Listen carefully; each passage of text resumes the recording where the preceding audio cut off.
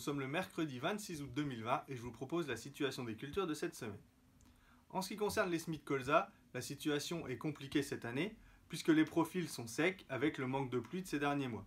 Seules les parcelles qui ont eu quelques orages présentent une situation favorable pour la levée. La difficulté cette année est d'obtenir un lit de semences très fin afin d'avoir un bon contact sol-graine pour privilégier la levée du colza. Néanmoins, on observe dans certaines parcelles qui ont eu des orages la levée des premiers colzas. Avec la levée des premiers colzas, il faut démarrer la surveillance.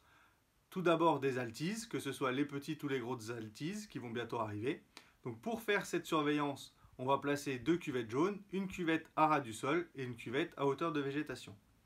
Le seuil de traitement est de 8 plantes sur 10 touchées par des morsures d'altise. Pour le moment, le risque limace est très faible, puisqu'il fait sec. Néanmoins, il faut être vigilant, puisqu'au retour des pluies, avec une bonne structure de sol et de grandes fissures, ce sera un chemin favorable pour l'accès des limaces à la surface et donc au colza. Au niveau des maïs, les conditions actuelles chaudes et sèches favorisent une évolution rapide des taux de matière sèche. En effet, cette semaine, sur les parcelles que l'on mesure, les taux de matière sèche varient de 26 à 40%.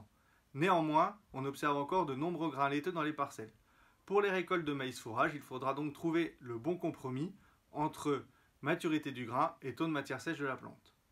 On observe la même tendance pour les maïs grains, et si cette tendance continue, on observera donc des récoltes précoces, puisque les premières récoltes de maïs grain pourront avoir lieu fin septembre, début octobre. Je vous souhaite une bonne semaine, à la semaine prochaine.